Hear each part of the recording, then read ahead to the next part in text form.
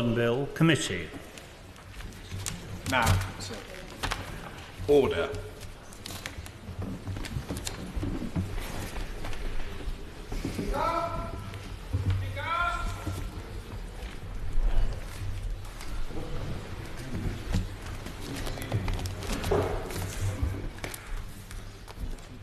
Order.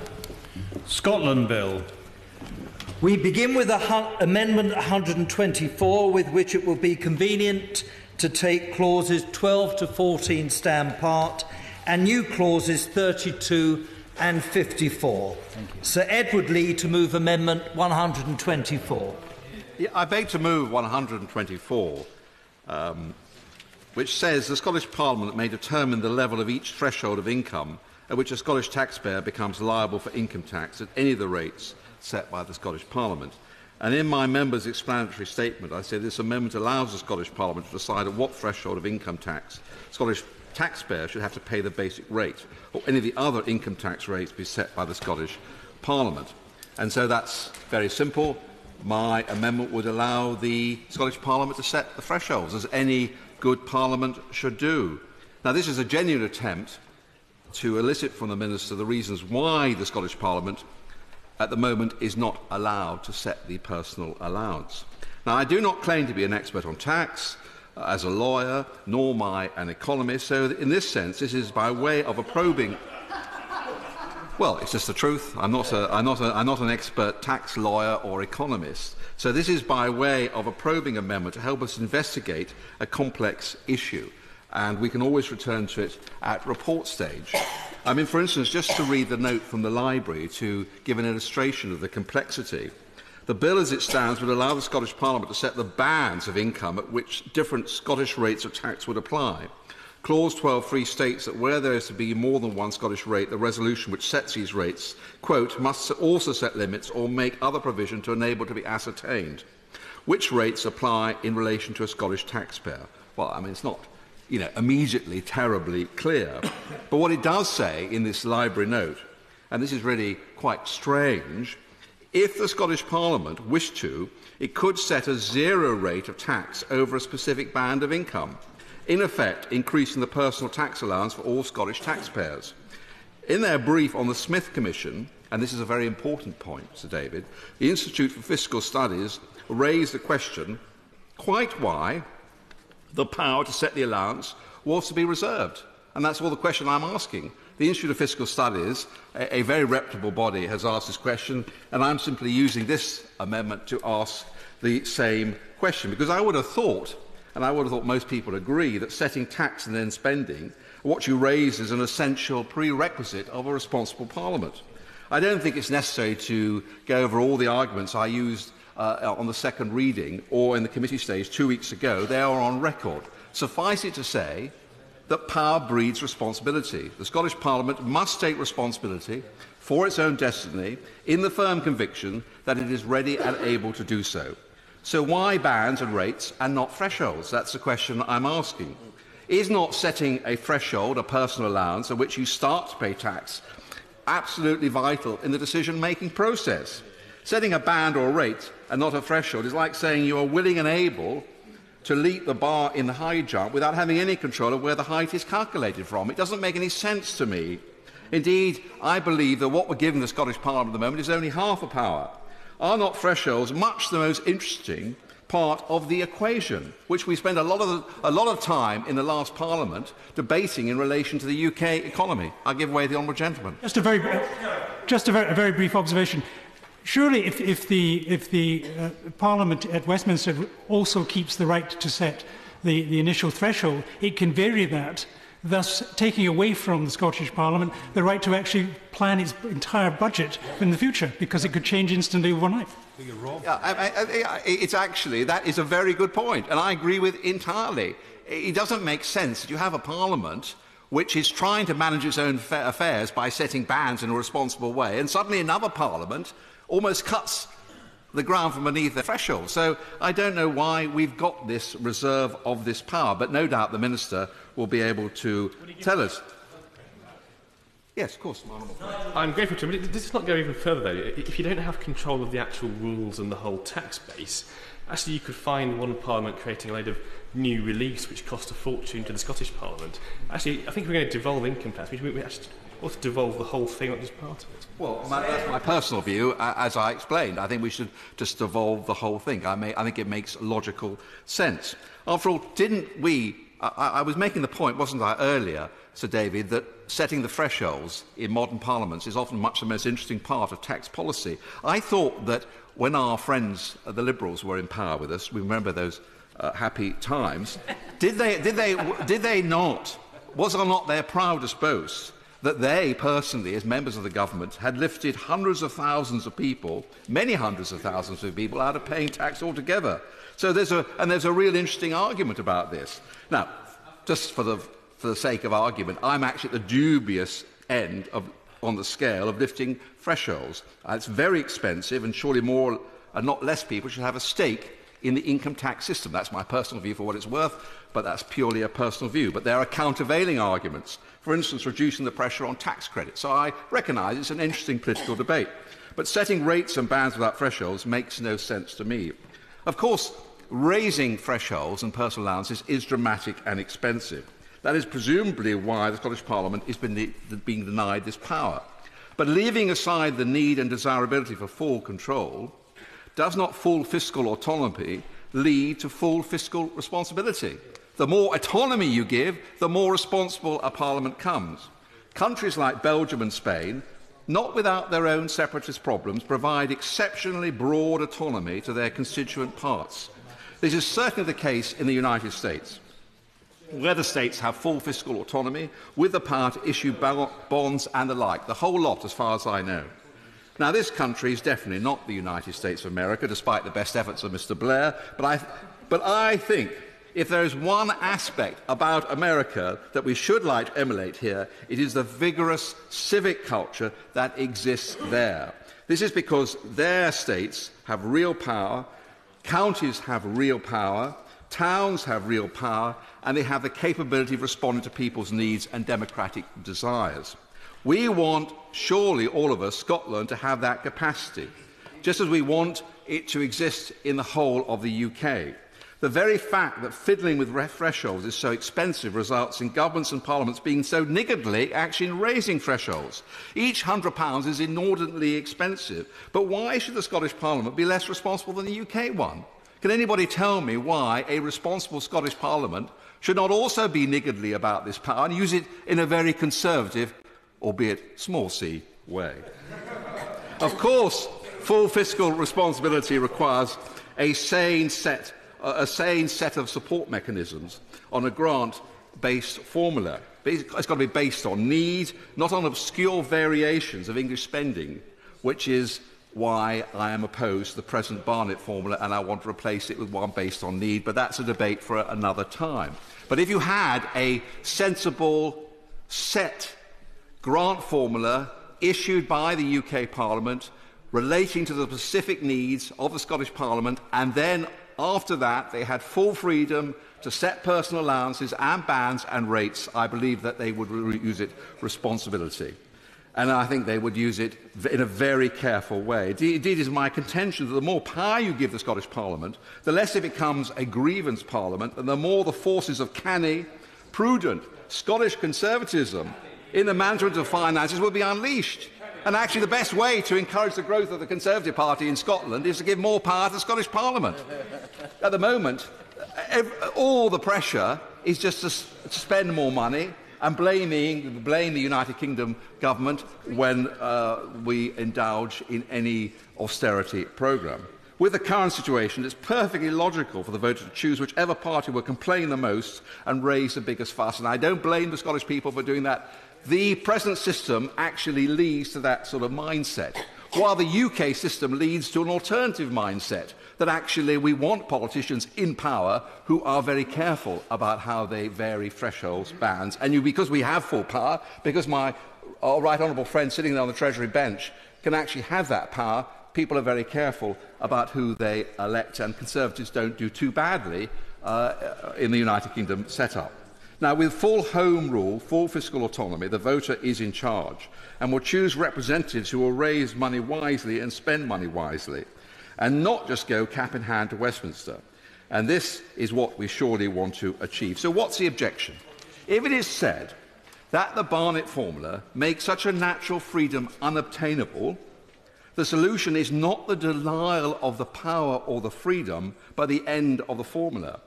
If the argument is that the Scottish tax system could undermine full UK fiscal responsibility, I find that argument unconvincing. For instance, the Scottish Parliament spends 37 billion and raises 30 billion. Actually quite responsible, actually. The UK spends 732 billion and raises 648 billion.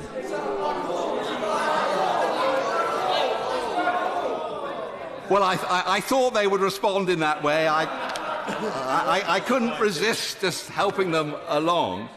But the point I'm making, and this is a serious point, is that the Scottish budget is very small compared to the United Kingdom budget, and therefore if you gave full fiscal responsibility to the Scottish Parliament, it is extremely unlikely that it would upset our fiscal responsibility. But the Minister may of course be able to deal with that point. He has much more expert advisers than I do. But I will listen to his arguments. I wait for the Minister's response. Perhaps he can begrudge me, if not with a yes to my arguments, at least with a willingness to listen and to move in time. Of course, otherwise, if he's not interested, we could always return to this in report stage. Meanwhile, I make these comments in the spirit of trying to be creative and helpful.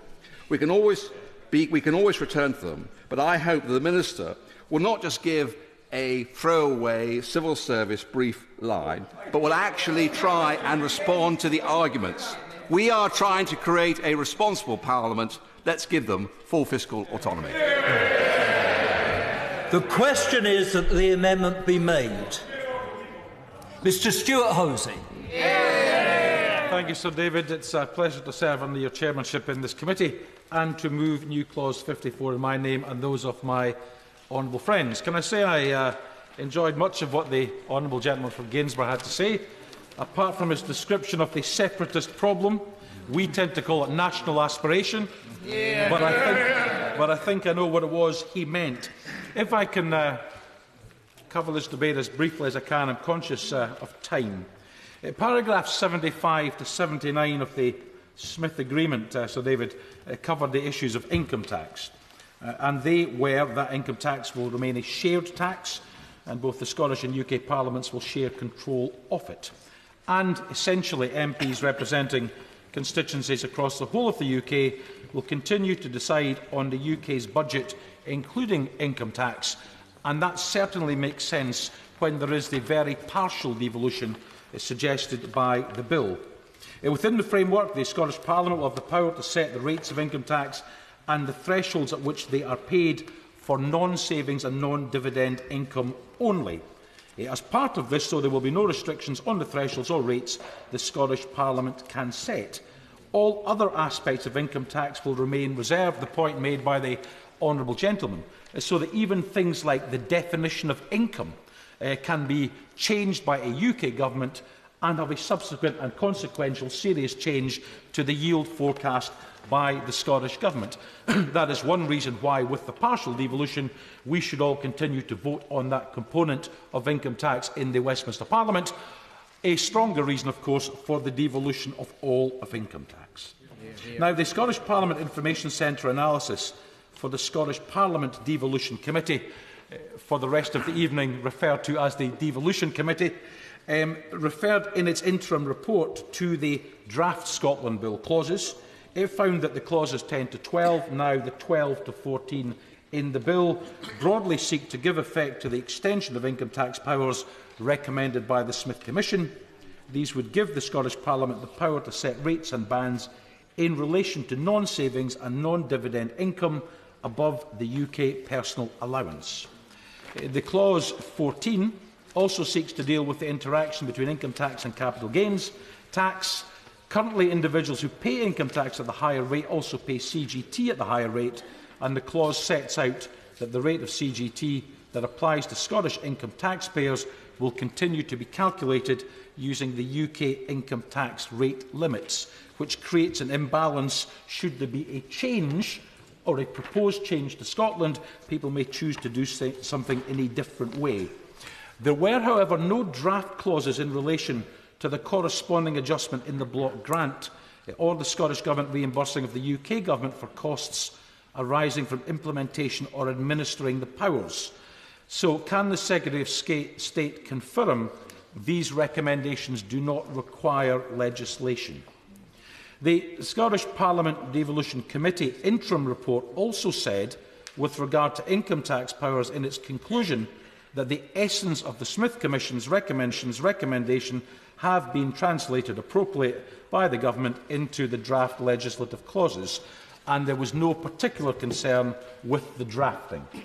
However, they highlighted the significant issues still to be resolved regarding the implementation of new powers, such as the appropriate definition of residency, the details of the administration of the new regime, who collects a tax and how it will function, the need to avoid double taxation, and the timing and phasing of the new powers on income tax relative to those already devolved in the 2012 Act. All matters, I'm sure, the Scottish Secretary is going to address when he gets to his feet. They also recommended, paragraph 166, that details on the implementation of the powers over income tax be produced before the Scottish Parliament is expected to give its legislative consent. That's extremely important. It also concluded that any final detail of the fiscal framework and other matters they've considered is provided to the Scottish Parliament before the question of legislative consent to any new bill is considered. And that was a view endorsed by the Scottish Government, and discussions are ongoing, I understand, with the UK Government on these issues in parallel with the passage of the legislation. Now, the normal practice is for the Scottish Parliament to consider legislative consent before the final stage of a bill in the Commons, and with report stage likely in the autumn, this would suggest September under the usual practice. However, the committee themselves suggested 2016 as a more likely date. So can the Secretary of State tell us when he believes the bill will reach its report stage? Now, Sir David, because of the lack of information on various technical aspects on the delivery of the tax powers beyond the wording of the bill, the committee also said, as yet, they were not able to conclude that they were content with the fiscal framework and that the no detriment arrangements, as details are currently being discussed between the two governments. So again, can the Secretary of State confirm that discussions are underway and update the House on progress, particularly in relation to the no detriment and indeed no advantage clauses, which were principles agreed by Smith before the committee reported? Now, the Scottish Parliament's Devolution Committee also said that both the process of the negotiations and the outcome require proper parliamentary scrutiny. They recommended both governments reach an urgent agreement on just how that would be achieved, and for the Scottish Government to report to the committee and what arrangements it proposed to put in place for parliamentary oversight. So can I ask the Secretary of State to describe what actions his government are taking in terms of parliamentary oversight, particularly if we do not, as may be the case, even get on all of the clauses and groups tabled for debate today?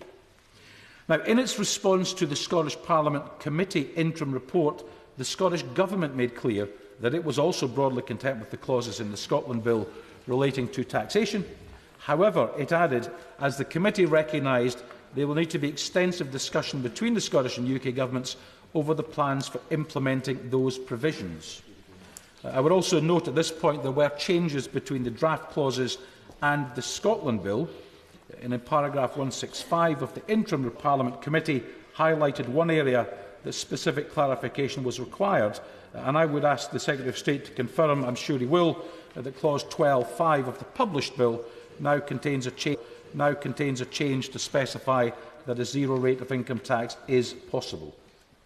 So, David, it's worth saying a little now about the nature of the taxation powers, because they've been touched upon. They are very limited.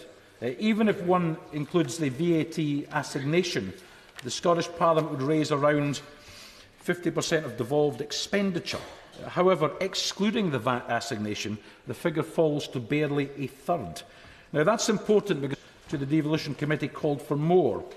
The Scottish Trade Union Congress, in their written evidence, called in their recommendation 2.1 for the devolution and assignment of taxation amounting to 2/3 of Scottish public spending. That's more than half of all spending in Scotland, and the bill clearly does not reach that standard. It's also important because it doesn't match what the UK government said in their command paper, Scotland in the United Kingdom, which claimed, and I'm quoting, as a result of the Smith Commission agreement, the Scottish Parliament will control around 60% of spending in Scotland and retain around 40% of Scottish tax. Now, clearly that claim only works by including the assigned VAT. The taxes Scotland will actually control amount to less than 30%. Therefore, the full devolution of all tax on income would help resolve this problem.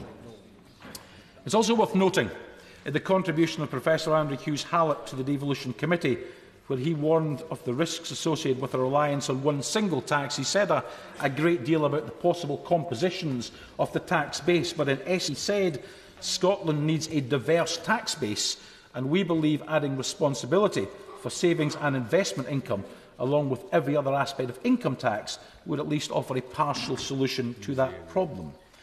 Professor Anton Muscatelli also told the committee the cleanest solution would have been a package that would have involved not only the complete income tax devolution, including the personal allowance, but also additional devolution of NI contributions, which would, he said, have allowed flexibility around employers' NI contributions to try to affect employment, since that issue seems to be of concern in Scotland. So, to try to resolve a number of the problems identified, we have put forward new Clause 54 to seek the full devolution and responsibility of all tax on income. One of the other issues raised in relation which new Clause 54 seeks to address is the one raised by NUS Scotland. They told the Scottish Parliament Committee they believed that by only devolving non-savings taxes, the Parliament is put in a precarious position for any future tax rises, and particularly the introduction of a higher rate of tax, as was seen in the year before the introduction of the 50p rate in the UK in 2010, and then in the year following its reduction to 45p. Those who were affected were able to shift extremely large sums of money between years and between income and dividends in order to either escape or benefit from the changes made to rates. Without the ability to tax dividends, there is a great risk that Scotland would never be able to use or fully utilise or benefit from any future reform of income tax. I'll give way once, yes. That's actually a very important point. I've been talking to people in Scotland, and some tax advice on this issue is that in Scotland to avoid paying tax, and we always moan about tax avoidance, wealthy people would now be putting more and more money into dividends precisely to avoid it. So I can't understand the logic in encouraging people to avoid paying tax by putting their money in dividends. Entirely. None of us should be encouraging tax avoidance or evasion, not least a Tory government, which is why I'm sure the Minister will want to support the full devolution of tax on earned and unearned income. However, I think it's a jolly good idea, Sir David. Whether the devolution of income tax is extended or not, issues around the implementation must be fully resolved. So, can I ask the Secretary of State to confirm to the House, as part of the fiscal framework discussions, that the following issues are now being fully addressed: the timing and implementation of the Smith provisions, the length of the transition period and how it relates to the transition period for the Scottish rate of income tax, how the costs of implementation will be met, if there will be agreement to revisit the Memorandum of Understanding between the Scottish Government and HMRC for the Scottish rate of income tax to ensure it remains fit for purpose, the enforcement and compliance regime under the Smith income tax proposals, how gift aid and pensions relief will be treated under Smith, how the block grant adjustment will work, although this is a broader issue than simply income tax, forecasting of revenues, interaction between the OBR and the Scottish Fiscal Commission, and the detail of how we calculate the transfer of revenue, and the continued role of the NAO in working in partnership with Audit Scotland. And the key issue is the second last one, the forecasting which will drive the revenue the Scottish Government will expect and get, and the block grant adjustment. There has to be a fair balance, Sir David, between the role and input of the OBR and the Fiscal Commission, particularly given the OBR used Treasury numbers to drive their calculations. So, as I said at the outset, I am conscious of time. We have many groups of clauses to get through, and there are others who will want to speak. So I hope that the Secretary of State can answer those detailed questions. They're all important in terms of the devolution proposed. If he can answer the questions I raised earlier, and in doing so, can I commend Amendment 54 to the House? Mr Ian Murray. Thank you very much, Sir David. And can I express my sympathies? I wasn't able to make it into the House earlier, to everyone who's involved in the tragic events in Tunisia.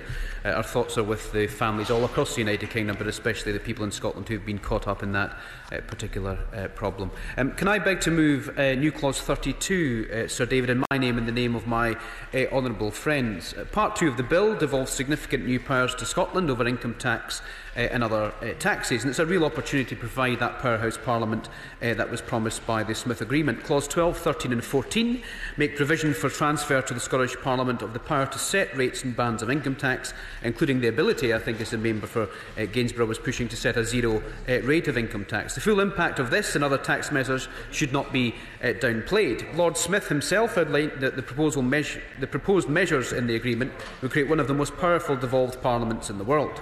When taking taxation and spending clauses together, Scotland could only be slightly behind the Canadian provinces and the Swiss cantons, and likewise in exercising power over setting both rates and bases of income tax, according to the OECD, Scotland would rank above sub-central legislators in Sweden, Norway, Finland, the US and even Germany. The economic evidence suggests that fiscal devolution can work. It's our responsibility and that of the Scottish Government to make sure that it does, and that's the genesis of our new clause 32 this evening. But these are hugely complicated processes, and anyone who's tried to read the fiscal framework analysis in the Smith Agreement will know that these are hugely complicated processes. And I note that the SNP and their new friend, the Right Honourable Gentleman for Gainsborough, have tabled new clauses that would seek to devolve tax in its entirety. Now, I want to say at the start, Sir David, that these are perfectly legitimate arguments and points of view that have been debated at great length, both at the Calman Commission and indeed in the Smith Commission at the time. And where we disagree, of course, is not on the fact that these arguments aren't legitimate, but Labour believes fundamentally in the pooling and sharing of resources across the United Kingdom. That's not a criticism of the SNP's position, but merely a disagreement on a fundamental broad principle. We have rightly criticised this bill on a number of occasions, particularly at second reading and in the debate last Monday, in the Smith Agreement repeatedly, for not going far enough. But I believe in this instance at least, and I would agree with the member for Dundee East, that this bill and the Smith Agreement have got it right. This is probably where there are few substantive amendments to the income tax clauses in this part of the bill. Indeed, the Chartered Institute of Taxation has echoed this by saying that the Commission have made a, and I quote, pragmatic set of proposals which shows a lot of thought has been given to balancing the desire of Scots for greater tax powers against the practical obstacles to devolution. It's worth reflecting on the current position with regards to income tax. We know that since 1999, Scotland has been able to vary the rate of income tax by 3 pence in the pound, which, despite the current clamour for more powers, has never been used. A power, incidentally, that I believe has now lapsed, and which shows the problems that we have with regards to the fiscal framework. That notwithstanding, under the Scotland Act 2012, as a result of the Calman Commission, the Scottish Parliament has been afforded control of the first 10 pence of the basic rate of tax. The Smith Agreement, as has already been mentioned, and indeed this bill, obviously go much further. The Scottish Parliament will have total control over income tax rates and thresholds, levels at which those rates and thresholds are set. This is significant, as the estimate of devolved tax liabilities with regards to income tax in 2013-14 was almost £11 billion. That's a considerable sum, the collection and deployment of which confers a substantial degree of responsibility on the Scottish Parliament, and if it wishes, the Scottish Government of any colour can decrease that liability. I'm happy to give way. I entirely accept where he's coming from in his argument that he wants to share responsibility for the United Kingdom. But can you explain to me why you should share responsibility over thresholds, but not apparently over bands or rates? I can't see the logic of it. Well, there would be a significant ability for the Scottish Parliament to adjust, particularly the zero rate, and I think the Minister will when he gets to his feet, I hope he answers that particular issue, because the House of Commons Library was quite clear. But there has to be some kind of level of pooling and sharing. Income tax is the biggest tax that everyone pays.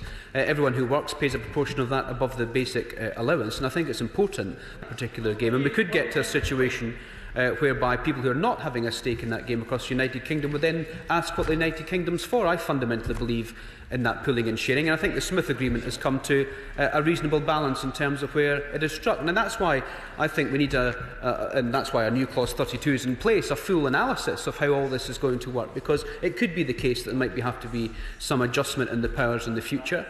We don't know yet what the Scotland Act of 2012 is going to do in terms of its implementation. It doesn't come into force until 2016. But the question you've just raised actually is all part of our new Clause 32 in terms of what we're trying to achieve in the future of what the consequences would be of these transfer of powers. I'm happy to give way. I'm very grateful to my honourable friend. Isn't one of the unintended consequences, though, of the devolution of income tax to the Scottish Parliament that we have things like gift aid, which is, of course, a UK-wide facility for reimbursing charities on the basic rate of income tax set at a UK level? If we have two different rates of the basic rate, might it then cause complexity for donors to have to track what they pay to the HMRC and to Revenue Scotland? Is that one of the issues that he thinks should be in his review under new Clause 32? Well, actually, I'm delighted for that intervention, because I would have come on to that at the later part of my speech, but given the time constraints, I will now take that out, because the honourable gentleman raises a good point. It has been raised by the Scottish Council for Voluntary Organisations, the relationship with gift aid. And although it's not in our amendment, I hope if the Minister is able to accept her amendment, or indeed if there is a reporting mechanism, that reporting mechanism in the future will look not just at gift aid, but also pension relief, which I believe is also a relationship that hasn't been specifically mentioned in the Smith Agreement, but actually many of the organisations that have got in touch with regards to this bill have raised those particular concerns. Gift aid, of course, is worth £1 billion a year to charities, so we have to make sure that's properly put in place. I'll give way to the member for Dundee. The gentleman spoke about the principle of pooling and sharing. Now, I've heard this argument before, but if it was a real principle, it would apply to aggregates levy, or landfill tax, or air passenger duty, or the small taxes which have been devolved. There's no principled reason why it requires to be applied to income tax. And I think the honourable gentleman kind of rather gave the game away. He spoke about the ability to vary the 3p either way with the original plan with the first 10 pence of income tax. Why does he think so little is enough for a nation like Scotland? And why is he so afraid of giving our national parliament all of the powers it needs to tax income properly? Well, I think what the honourable gentleman is asking for is full fiscal autonomy, and there's many amendments down later on this evening we can have a full debate about. I fundamentally disagree with that principle. I think the pooling of sharing of resources is important. The difference between, of course, income tax and the aggregates levy and the landfill tax and all the stamp duty taxes and all the taxes that you mentioned in your question is they're immovable taxes. And income tax is not, and therefore the pooling and sharing of resources in terms of £11 billion is a significant amount that we should be making sure is part of the overall matrix of the United Kingdom. And I said at the start, Sir David, that really I don't disagree with everything that the member for Dundee has said, but we just disagree on the fundamental principle of pooling and sharing. His speech is completely reasonable in terms of what he's seeking to achieve, but on this part of the House we just disagree with the broad principle of not pooling and sharing. There's no right or wrong in these particular issues in terms of what you devolve. It's just broad principles that you would believe in or not. And I find it difficult sometimes in these debates when you've got 56 SNP MPs braying at you from behind when you're actually agreeing with them. So I've no idea what they'll be like when I disagree with them, but actually, I'm paying a compliment to the member for Dundee. So I don't often pay compliments to the member for Dundee, so I am on this particular occasion, and he's still unhappy with my particular contribution, but never mind. Perhaps given they've signed most of our amendments on the welfare sections tomorrow, we'll be much more collegiate. Sir David, where was I in terms of just explaining our particular amendment? Let me go back to what the Scottish Affairs Select Committee report said that was published in March, which looked at the fundamental principles of the Smith Agreement. And they said, and I quote, "The agreement represents the best of both worlds. It presents Scotland with much greater powers over taxation, meaning for the first time, the majority of the money the Scottish Government spends will be paid for by its own taxation. This will make it more fiscally accountable to the people of Scotland for what it spends on their taxes." Unquote. I'm confident the income tax provisions in this bill strike the right balance between reserved and devolved taxations. Do agree with the member for Gainsborough. There may be some movement that's required in the future, but I think there is the correct balance that have been mentioned in this particular part of the bill, and it's in the spirit to the letter of the Smith Agreement and indeed the vow. The vow is actually quite concise when it comes to these particular issues. It says very little or nothing about taxation at all. But one thing it does say, and goes back to my issue around the pooling and sharing of resources, is that the Barnett formula should be maintained, a stand which this bill and indeed Smith are utterly in accord with. I'm happy to give way. And I know did not support this last week, but I supported the SNP in actually full fiscal autonomy and scrapping the Barnett formula. They all trooped through the lobbies to actually vote for that. So does the honourable gentleman share my surprise that they've come back today with amendments that don't include that, because last week they wanted to scrap it? Well, nothing ever surprises me, and what did surprise me last week, that the 56 SNP MPs went through the lobby with the Thatcherite arm of the Conservative Party. And that's because full fiscal autonomy would deliver to them something that would be fundamental damaging to Scotland. The Honourable Lady is absolutely correct. And can I just thank the Honourable Lady for waking them all up, because I think your intervention did actually do that. The Smith Agreement, Sir David said, and I quote, "Income tax will remain a shared tax, and both the UK and the Scottish Parliaments will share control of income tax. MPs representing constituents across the whole of the UK will continue to decide the UK's budget, including income tax. Within this framework, the Scottish Parliament will have the power to set the rates of income tax and the thresholds at which these are paid for non-savings and non-dividend income for Scottish taxpayers." Unquote. This is exactly what the bill does, but there are two important aspects to that statement which I think it's important to highlight. Firstly, maintaining income tax as a UK-wide tax is critical to the continued pooling and sharing of resources. This facilitates UK-wide redistribution on the basis of that need and underpins the welfare state and the state pension system. Now, the Church of Scotland expressed this view when they argued for, and I quote, "a degree of solidarity across the United Kingdom where prosperity is shared and those with the broadest shoulders can carry the extra weight of supporting those less fortunate." Unquote. Equally, however, the Smith Agreement explicitly links the continuing right of Scottish MPs to vote on the budget within the framework he has set out, and that's equally as important, particularly with some of the proposals that are coming forward from the Government with regards to English votes for English laws. It seems to me that devolving income tax in its entirety, as laid out by the member for Dundee East and the Right Honourable member for Gainsborough advocating, would place that right in doubt and create two classes of MPs in this place. That risk was the subject of considerable debate during the Smith Commission. As long as you believe in the pooling and sharing of resources, as we certainly do, Smith's recommendation to retain income tax as a shared tax is critical, which is why we reject Amendment 124 and new Clause 54 moved by the Honourable Gentleman for Dundee East.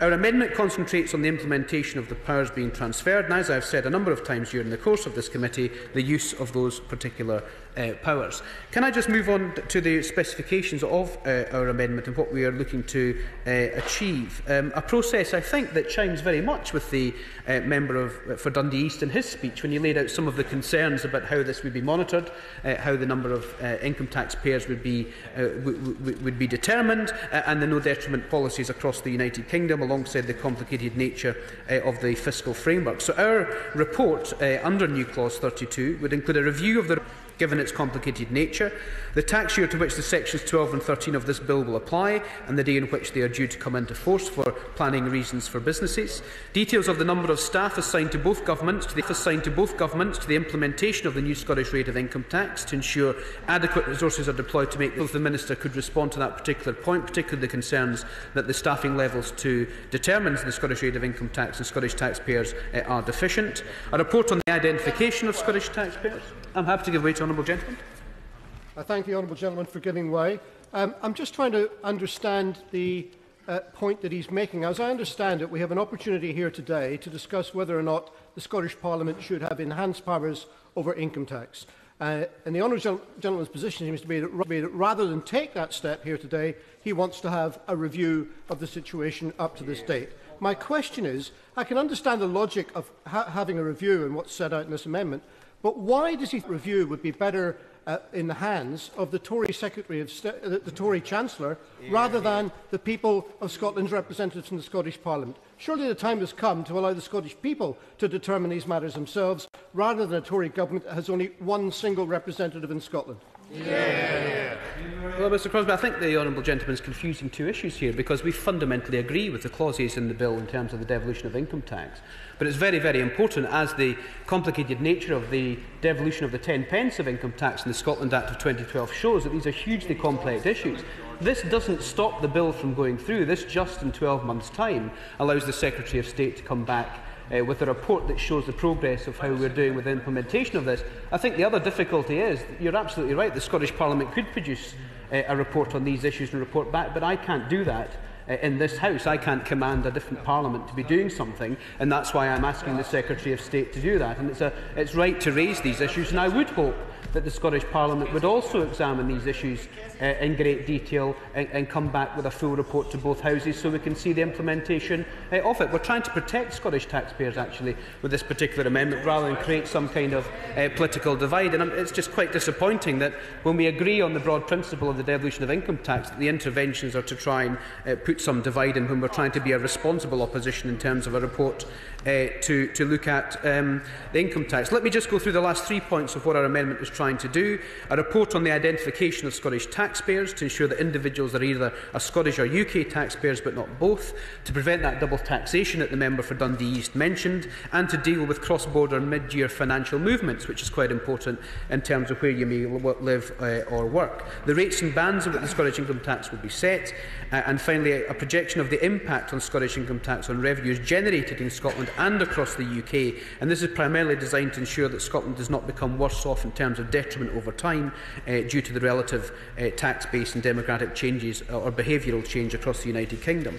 Such a review would allow us to assess the transitional process and to ensure that the projected rates and bands accord to the principle of no detriment for both Scotland and the rest of the United Kingdom, to protect Scottish taxpayers as well as taxpayers across the rest of the United Kingdom. Critically, and the Smith Agreement restates this, any updated fiscal framework should secure the Barnett formula, with the Scottish budget bearing the full cost of policy decisions that reduce or increase revenue or expenditure, and that's ultimately critical in terms of the fiscal framework, and that's what our new Clause 32 seeks to achieve. The gift aid issue has already been raised by my honourable friend, and I hope the Minister will be able to respond to that. And finally, I think it's important, Mr Crosby, for the people of Scotland to know what their government are doing, whichever colour the government would be in Scotland, with regards to these substantial income tax powers, because it is worth £11 billion and so fundamental to the working lives of people in Scotland. And I've said all along, this is about transparency about whether additional powers should be devolved, and transparency about the use and impact of those that are.